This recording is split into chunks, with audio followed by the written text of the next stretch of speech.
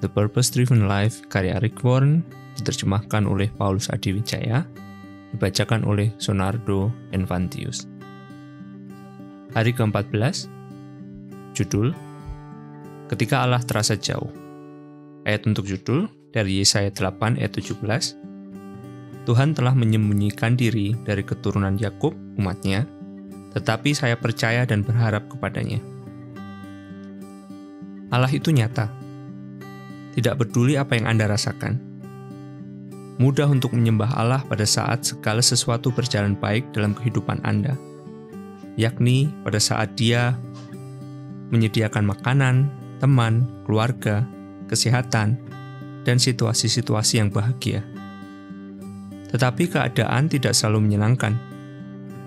Lalu bagaimana Anda menyembah Allah waktu keadaan tidak menyenangkan?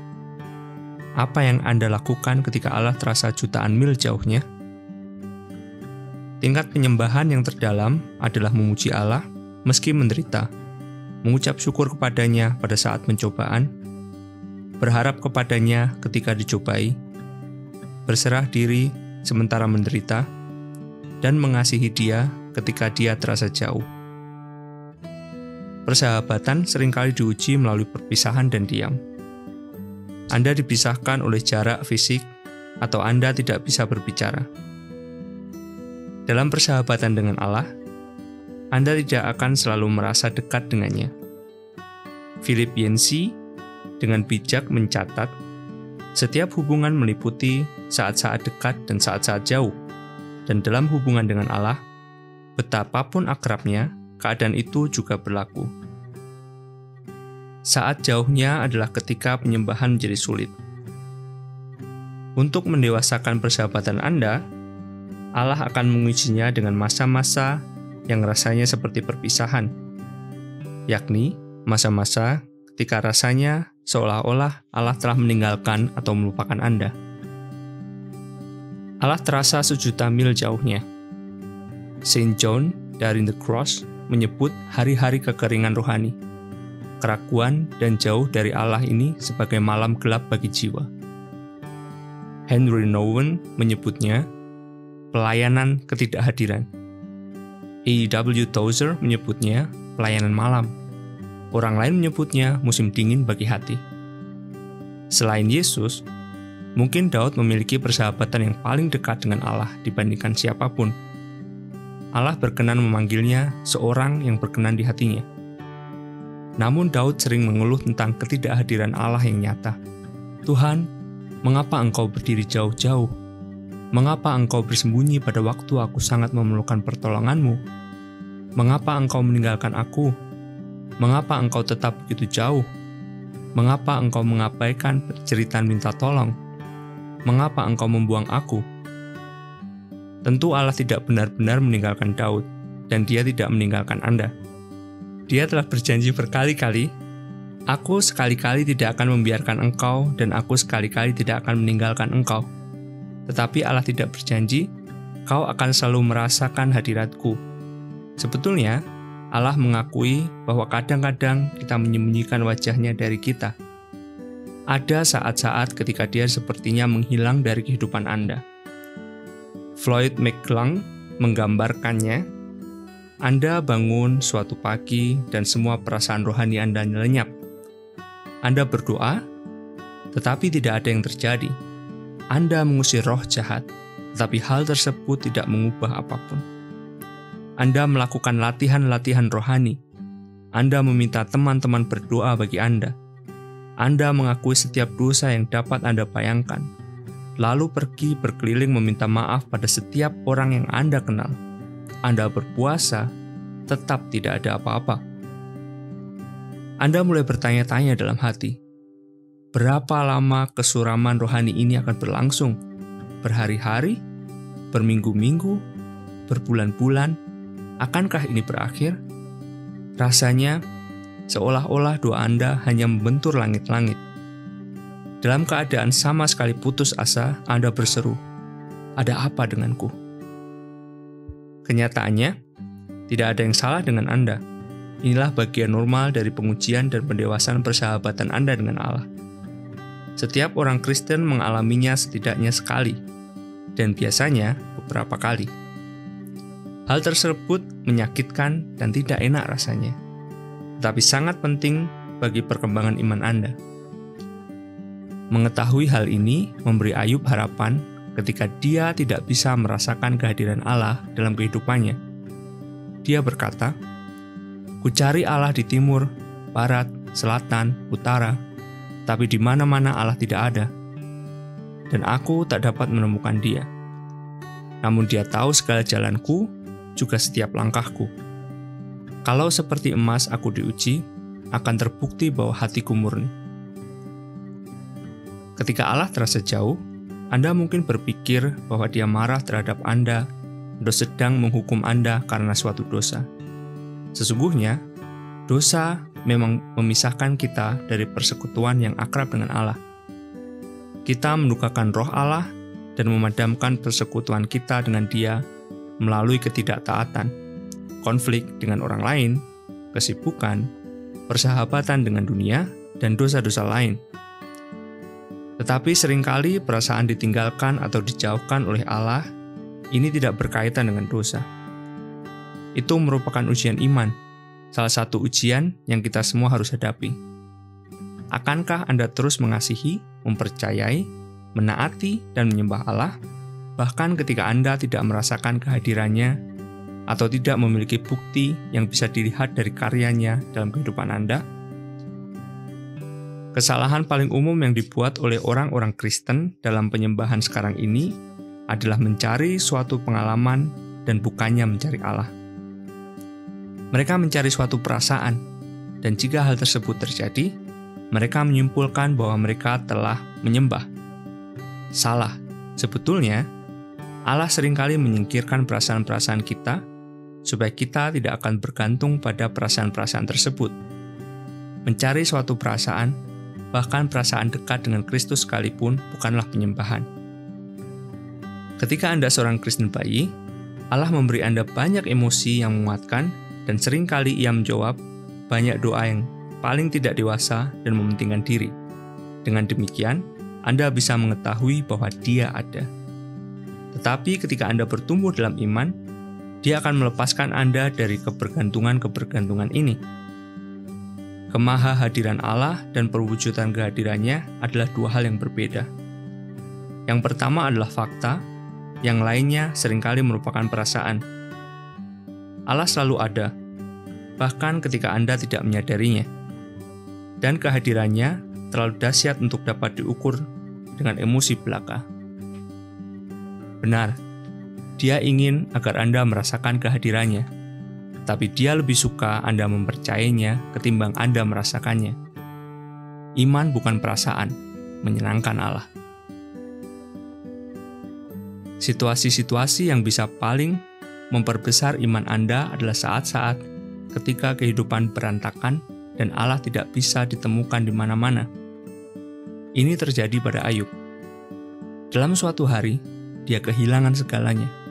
Keluarganya, usahanya, kesehatannya, dan segala sesuatu yang dia miliki. Paling mengecilkan hati karena sepanjang 37 pasal, Allah tidak mengatakan apapun. Bagaimana Anda memuji Allah bila Anda tidak memahami apa yang terjadi dalam kehidupan Anda dan Allah diam? Bagaimana Anda tetap berhubungan dalam krisis tanpa komunikasi? Bagaimana Anda bisa tetap memandang Yesus bila mata Anda penuh dengan air mata? Anda melakukan apa yang Ayub lakukan. Kemudian sujudlah ia dan menyembah, katanya. Dengan telanjang aku keluar dari kandungan ibuku, dengan telanjang juga aku akan kembali ke dalamnya. Tuhan yang memberi, Tuhan yang mengambil, terpujilah nama Tuhan. Katakan kepada Allah secara persis apa yang Anda rasakan. Curahkan isi hati Anda kepada Allah. Keluarkan semua emosi yang Anda rasakan. Ayub melakukannya ketika dia berkata, "Sebab itu, aku tak dapat tinggal diam. Rasa pedih dan pahitku tak dapat kupendam. Aku harus membuka mulutku dan mencurahkan isi hatiku." Dia berseru ketika Allah terasa jauh. Itulah hari-hari kejayaanku, ketika persahabatan yang akrab dengan Allah menaungi rumahku. Allah bisa menangani kebimbangan, kemarahan, ketakutan, kesedihan, kebingungan, dan keraguan Anda. Tahukah Anda bahwa mengakui keputusan Anda kepada Allah bisa merupakan pernyataan iman? Mempercayai Allah, tetapi sekaligus merasa putus asa membuat Daud menulis, "Aku percaya, maka aku berkata, aku sangat tertindas." Ini kedengarannya seperti suatu kontradiksi. Aku percaya Allah, tapi aku hancur. Keterbukaan Daud sebenarnya menunjukkan iman yang dalam. Pertama, dia percaya kepada Allah. Kedua, dia percaya bahwa Allah akan mendengar doanya. Ketiga, dia percaya bahwa Allah akan membiarkannya mengatakan apa yang dia rasakan dan tetap mengasihinya. Pusatkan perhatian pada keberadaan Allah, sifatnya yang tidak berubah. Tanpa menghiraukan keadaan dan perasaan Anda, berpeganglah erat-erat pada karakter Allah yang tidak berubah. Ingatkan diri Anda tentang apa yang Anda tahu benar untuk selama-lamanya mengenai Allah. Dia baik, Dia mengasihi saya, Dia menyertai saya, Dia mengetahui apa yang saya alami, Dia peduli, dan Dia memiliki rencana yang baik bagi kehidupan saya. V. Raymond Edmund berkata, "Jangan pernah meragukan di dalam gelap apa yang Allah katakan kepada Anda dalam terang." Ketika kehidupan Ayub berantakan dan Allah diam, Ayub tetap menemukan hal-hal yang membuat dia bisa memuji Allah. Bahwa Allah baik dan penuh kasih, bahwa Allah Maha Kuasa, bahwa Allah melihat sampai hal terkecil dari kehidupan saya, bahwa Allah memegang kendali, bahwa Allah memiliki rencana untuk kehidupan saya, bahwa Allah akan menyelamatkan saya. Percaya bahwa Allah menepati janji-janjinya. Selama masa-masa kekeringan rohani, Anda harus dengan sabar bersandar pada janji-janji Allah, bukan pada emosi Anda, dan menyadari bahwa Dia sedang membawa Anda pada tingkat kedewasaan yang lebih dalam. Suatu persahabatan yang didasarkan pada emosi pastilah dangkal. Jadi, jangan terganggu oleh kesulitan. Keadaan tidak dapat mengubah karakter Allah. Kasih karunia Allah tetap dalam kekuatan penuh. Allah tetap memihak Anda, meskipun Anda tidak merasakannya. Ketika tidak ada keadaan yang menguatkan, Ayub berpegang pada firman Allah. Dia berkata, "Perintah dari bibirnya tidak kulanggar. Dalam sanubariku kusimpan ucapan mulutnya." Keyakinan pada firman Allah ini membuat Ayub tetap setia sekalipun tidak ada hal yang masuk akal. Imannya kuat di tengah-tengah penderitaan. Allah boleh membunuhku, tetapi aku akan tetap mempercayainya. Ketika Anda merasa ditinggalkan oleh Allah, tapi Anda tetap mempercayainya tanpa peduli pada perasaan-perasaan Anda sedang menyembah Dia dengan cara yang terdalam. Ingatlah apa yang telah Allah kerjakan bagi Anda. Seandainya Allah tidak pernah melakukan hal lain, apapun bagi Anda, Dia tetap layak menerima pujian Anda selama sisa hidup Anda, karena apa yang telah Yesus lakukan bagi Anda di atas kayu salib. Anak Allah mati bagimu. Inilah alasan terbesar untuk menyembah. Sayangnya, kita melupakan rincian kejam dari pengorbanan menyakitkan yang telah Allah lakukan bagi kita. Keakraban menimbulkan kepuasan. Bahkan sebelum penyalipannya, anak Allah ditelanjangi, dipukul hingga nyaris tidak bisa dikenali, dicambuk, dihina dan diejek, dimahkotai duri dan diludahi dengan kebencian. Disiksa dan dihina oleh manusia yang kejam, Dia diperlakukan lebih buruk daripada seekor binatang. Selanjutnya, hampir tidak sadar karena kehilangan darah, Dia dipaksa untuk memikul salib yang berat mendekati sebuah bukit, dipakukan pada salib itu, lalu ditinggalkan untuk menjalani siksaan kematian yang mengerikan dan lambat karena penyaliban. Sementara darahnya mengalir, para pengejek berdiri dan meneriakkan kata-kata makian, memperolok-olok penderitaannya dan menantang pernyataannya bahwa Dia adalah Allah. Lalu, ketika Yesus menanggung sendiri semua dosa dan kesalahan manusia, Allah memalingkan wajah dari pandangan buruk tersebut, dan Yesus berseru dalam keputusasaan penuh, "Allahku, Allahku, mengapa engkau meninggalkan aku?" Yesus bisa saja menyelamatkan dirinya, tapi dengan demikian, Dia tentu tidak bisa menyelamatkan Anda. Kata-kata tidak bisa menggambarkan kegelapan pada saat tersebut. Mengapa Allah mengizinkan dan menanggung penganiayaan yang demikian mengerikan dan kejam? Mengapa?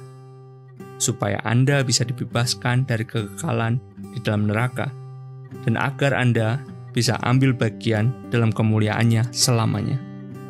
Alkitab berkata, Dia yang tidak mengenal dosa telah dibuatnya menjadi dosa karena kita, supaya dalam Dia kita dibenarkan oleh Allah.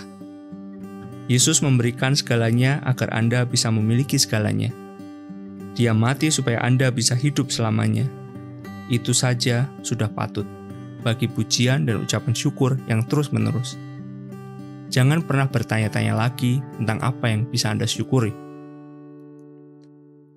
Pokok untuk direnungkan, Allah itu nyata, tidak peduli apa yang saya rasakan. Ayat untuk diingat, karena Allah telah berfirman, "Aku sekali-kali tidak akan membiarkan engkau, dan aku sekali-kali tidak akan meninggalkan engkau." Ibrani 13 ayat 5. Pertanyaan untuk dipikirkan, bagaimana saya bisa tetap fokus pada kehadiran Allah, terutama ketika Dia terasa jauh?